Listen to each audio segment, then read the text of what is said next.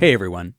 Over the next couple of minutes, I'm going to take you on a walkthrough of my new Blitz bass sound design template for Live 9.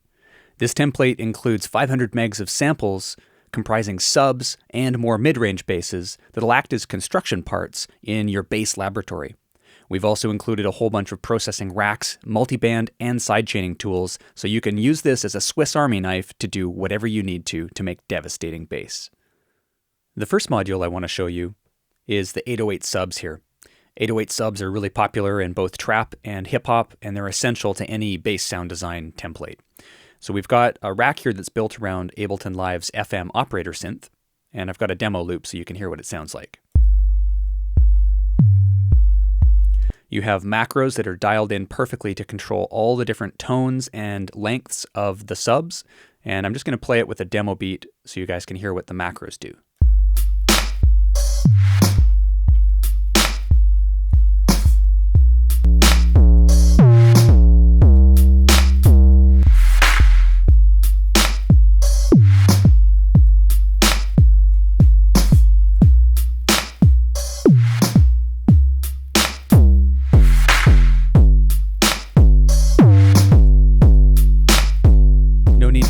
Expensive third-party synths or sample packs here, you can use the macros on this rack to generate the perfect 808 sub for your tune. For you fans of growly bass stabs, I've got a bunch of samples here that I designed in the new X for Records Serum synth using wavetables.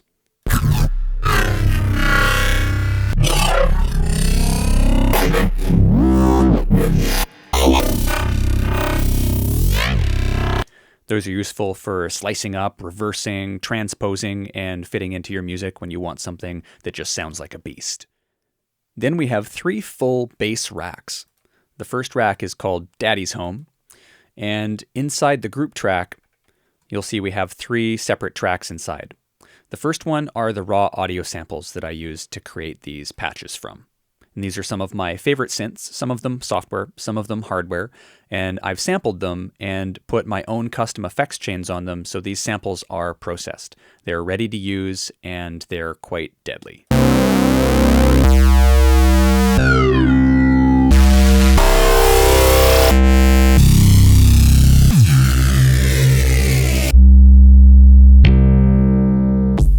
The Daddy's Home rack has 60 patches in all, and you can see these tracks to the right we have lined up in simpler. So those of you who have Live 9 regular, they've all been macroed in here so you can use those patches with MIDI, and they're all 8 bars long, so there's lots of audio to play with here without looping.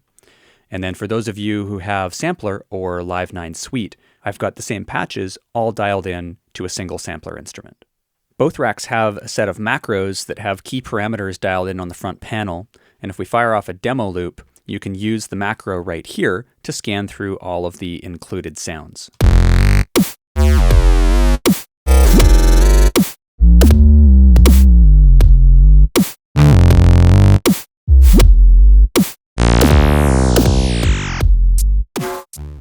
Adding to our arsenal of full spectrum basses, we've also got the mod bass rack here. And this one, again, has an audio track containing all of the raw samples. And these are ones that I made custom inside of Native Instruments Massive and the new X for Records Serum synth.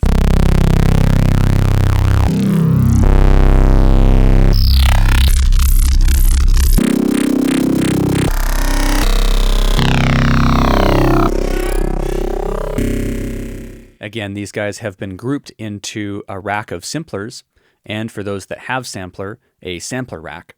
And again, on our front panel, we've got a whole bunch of relevant macros that help us to sculpt the sound and pick which patch we're going to be using.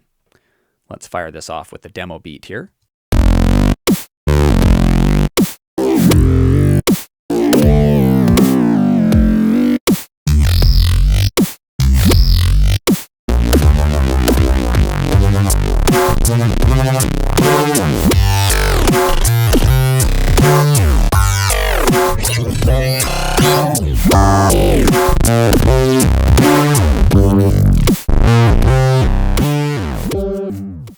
Then for your low end, we've got the sub Faktory.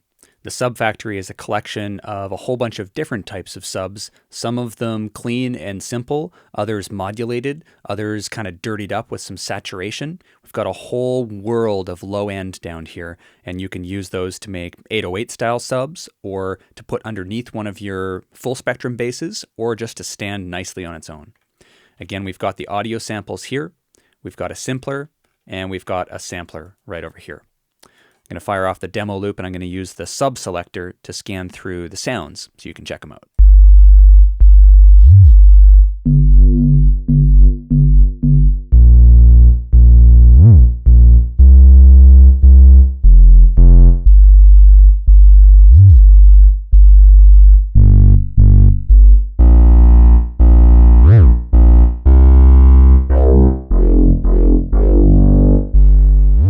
Takes care of the source sounds and making your bass. Let's get into how to process them.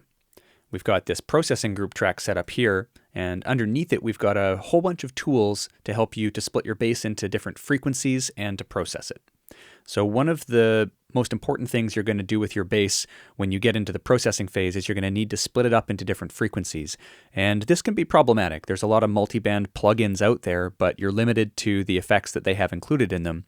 And I like to have total freedom when I'm doing multiband processing on my bass. So I've created an audio effect track here that has built-in frequency splitting with adjustable crossover points for your low and your highs and your mids. And we also have full control over the high width to increase the stereo spread of the high band, and also over your low band to be able to put your subs into mono. And that's where it starts off by default. So just by slapping this rack onto your bass, you're already going to get an improvement. Now, if we go inside the rack, you'll see we have the high, mid, and the low band.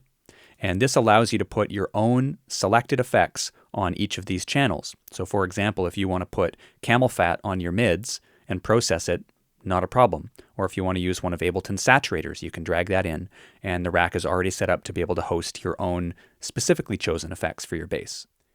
Now, our next rack incorporates a nice little ninja trick that you can do when you have your frequencies split.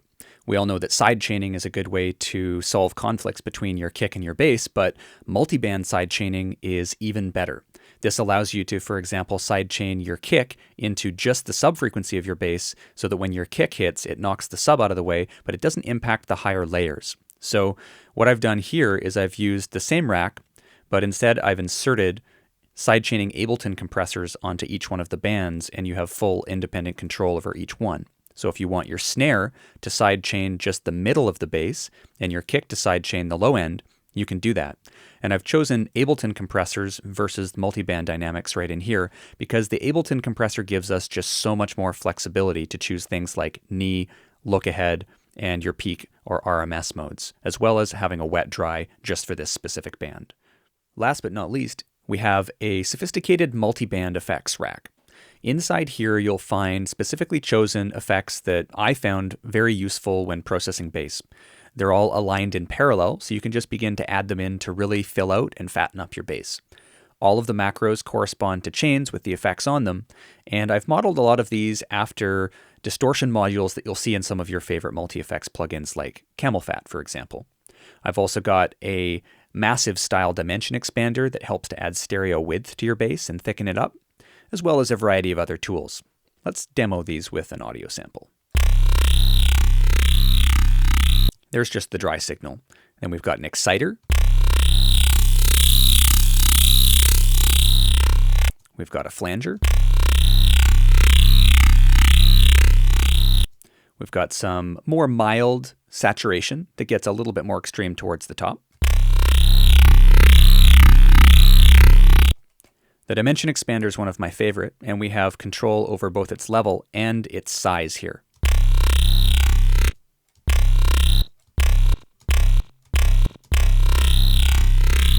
I really like that effect for thickening bass. Also thickening bass is the chorus.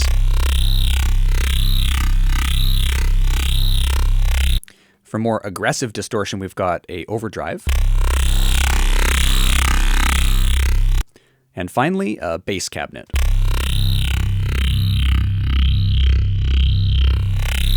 That can help to shave out unwanted high frequencies and add a warmer tone to the bass. So a fantastic little Swiss Army knife of tools here for processing your bass.